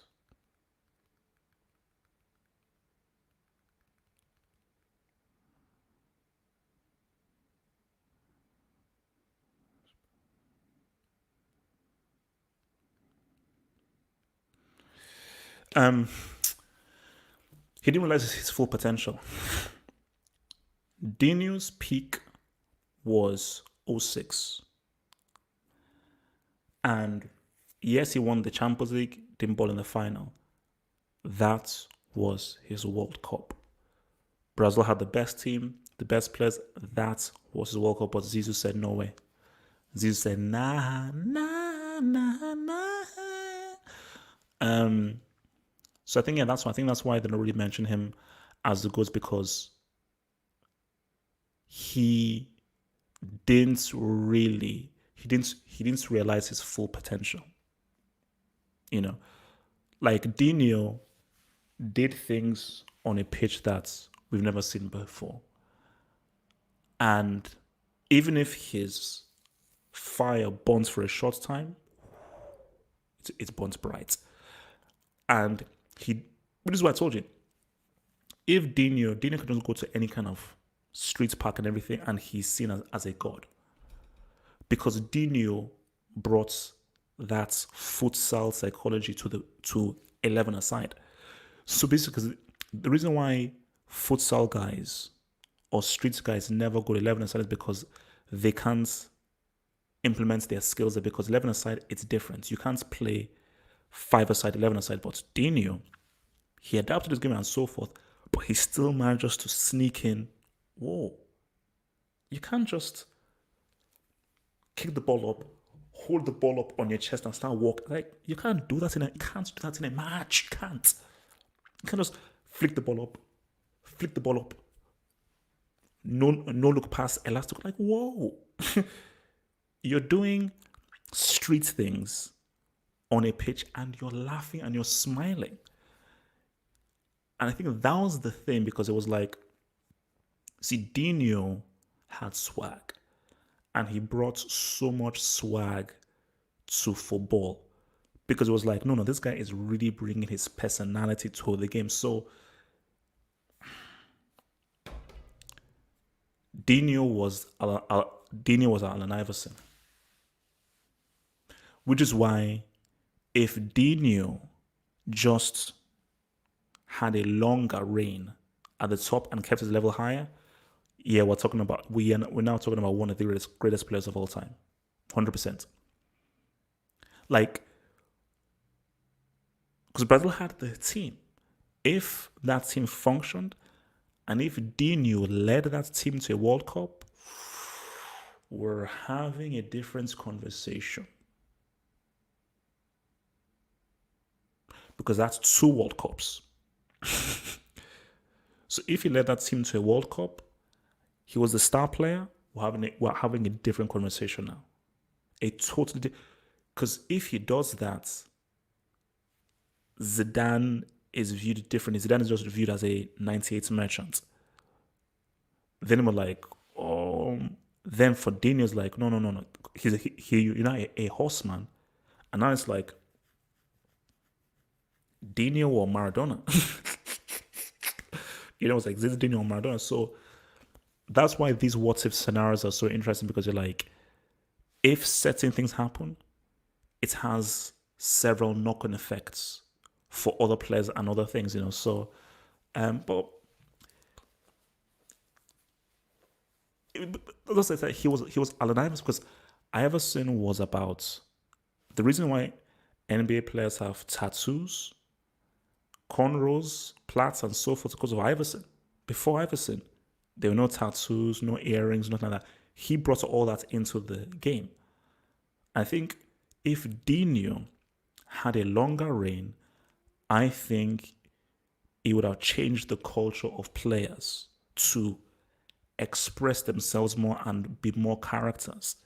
Because what he was, I told you, before I saw him, I remember guys saying to me, man, bro, have you seen this guy that does like no look passes like they do in the NBA? It's like, what? No look passes? Like, what? That's because Dino, one of his idols is Jordan because he loves basketball. And because Dino is really into that culture, he was bringing that mindset into football.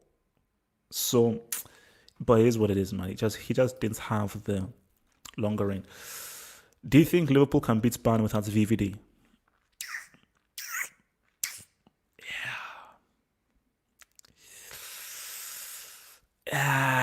Not easy. Not easy, man. Come on, let me just quickly answer this, man. Not easy. Um,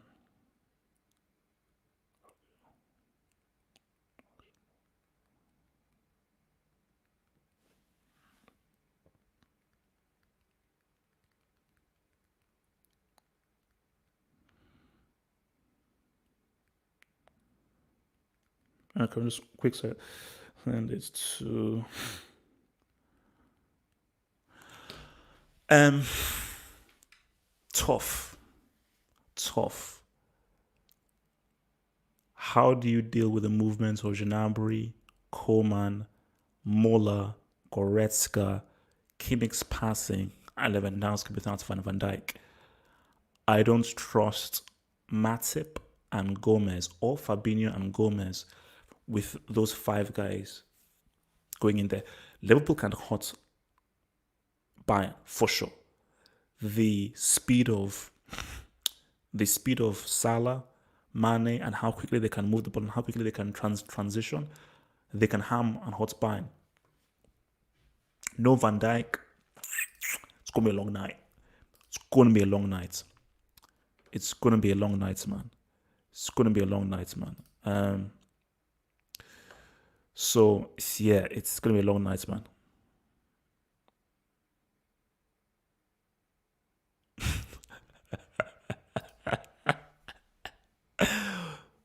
Invite one on then, man. Tell someone, yeah, sister, yeah, I'm hunting for a lovely female co-host, man. Don't worry, man. I'm very keen on this, man. I'm working on it, man. Don't worry. Man, you guys are clowns, man. You guys are clowns.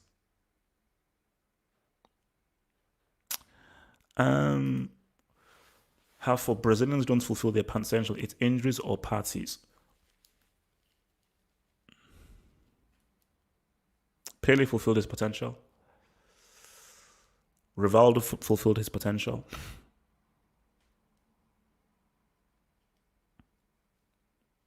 You might be onto something.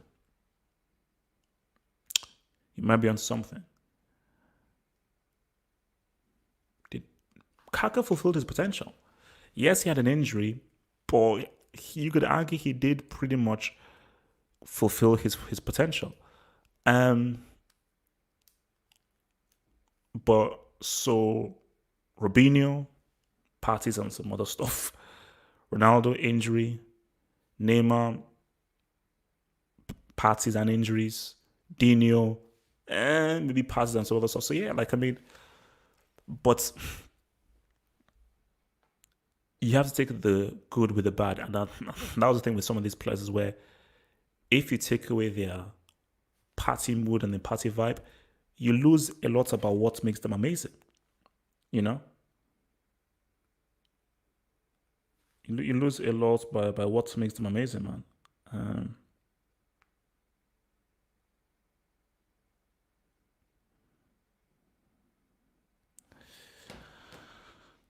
All right, let's see.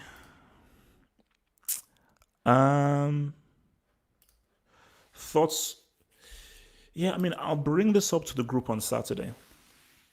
Thank you for reminding me. Thank you for reminding me. I'm gonna make sure that let me even add it right now because I want us to talk about that thing on Saturday. On Saturday.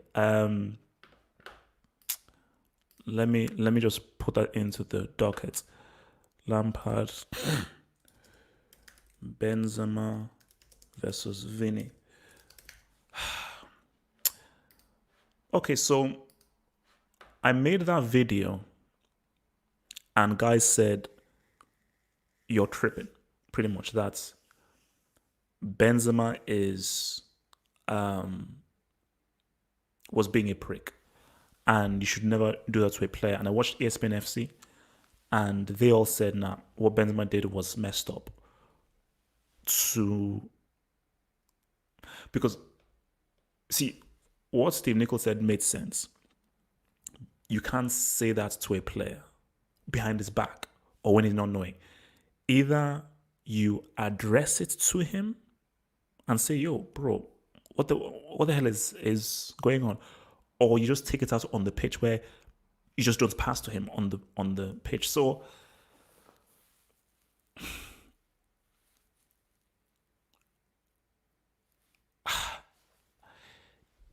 it's I've not had a situation like that in a football thing, but I can understand it. Doesn't make it right, but I understand it. Benzema is a personality. People say, oh, this is why Benzema isn't in the French team. Shut up. Shut up. No. Benzema, when you just look at the guy, he's got a personality. A lot more than most people. And for him, it's like, bro.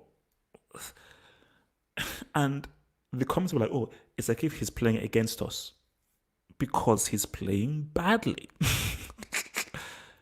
He doesn't mean it literally because I go like, how can he say that? No, he's saying that because like you're playing so badly, it's like if you're playing against us.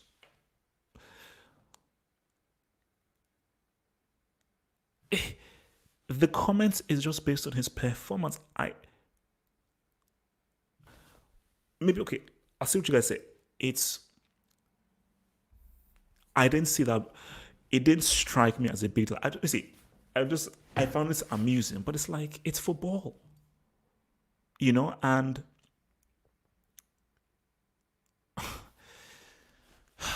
I can see why it's bad. I can see why it's bad because it's like, yeah, he's a young player. It can mess with his confidence and so forth, and he needs encouragement. And you're one of the senior players and so forth. I get that. That makes sense. I get that. Heat of the game, you've just lost your game against Shakhtar Donetsk. This is a very important game because you know how much important the Champions League is.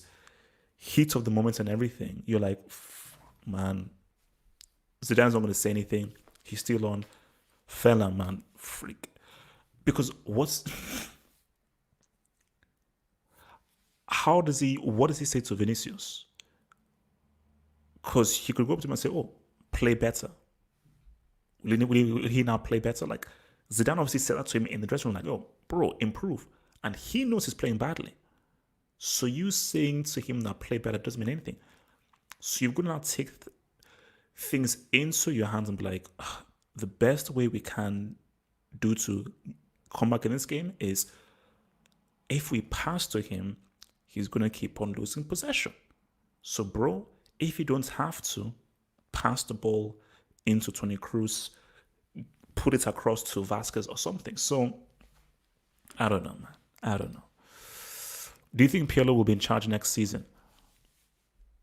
Depends where you finish. If they finish fourth or fifth, probably not. If they finish second or third, like 5 points off the thing, I still think he will be. Because they're like, hey man, we're just in the rebuild stage, So this is it. Guys, I told you, man. See, I try not to watch too much football content because I do so much football stuff. ESPN FC is good. I like ESPN. See, because ESPN FC for me, it just has a very nice vibe. It's chilled out, relaxed, and Dan Thomas is pretty funny though. Best pundit. I like basically Alejandro is really good. I think he's really good. I think he's really good. Oh, wait, guys, 1 second. Let me just take this phone call. 1 second.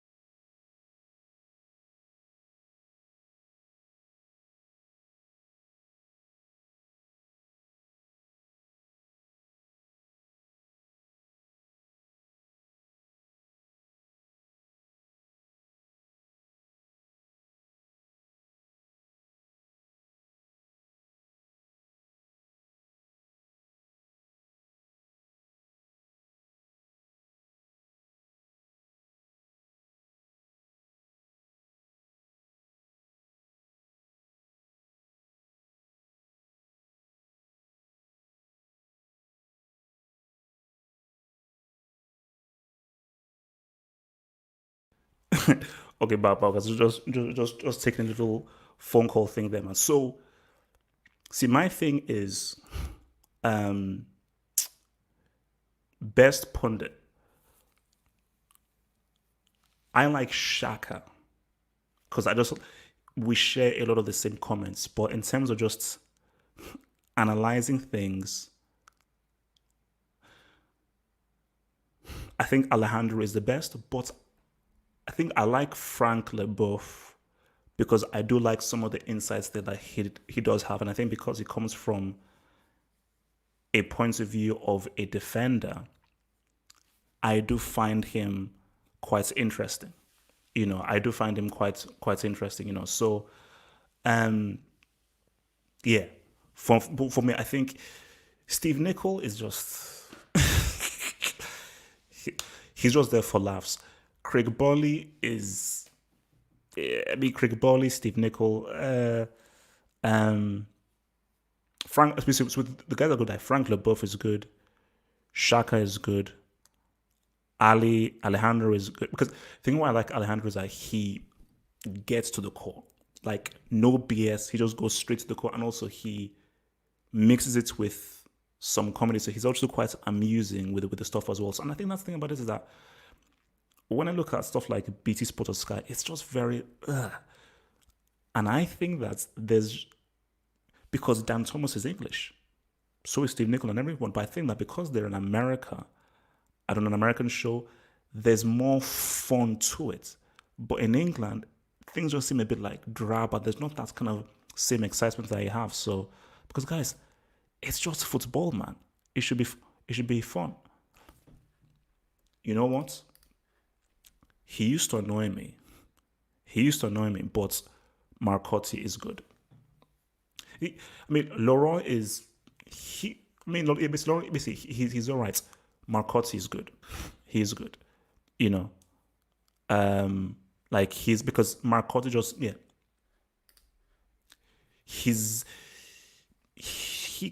he can sometimes be biased in favor of Italian players.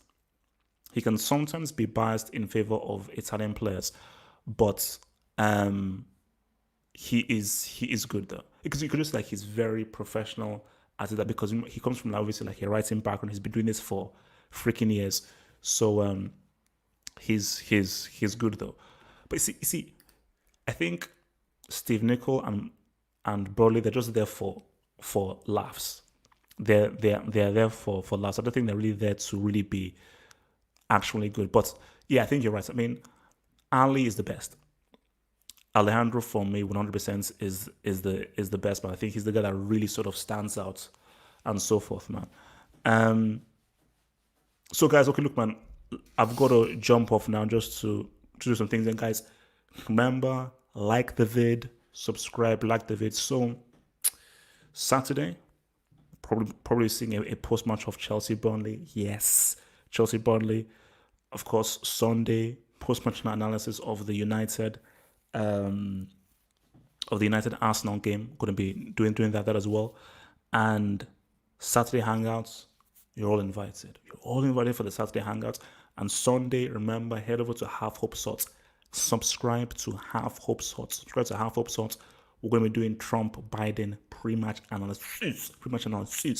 So stay true, stay real, stay sexy, stay dandy, and your boy out. Thanks for watching the vid. And remember to head to the official website for the latest on my blog, rankings, breaks, and the Hall of Fame on halfhopefootballhot.com.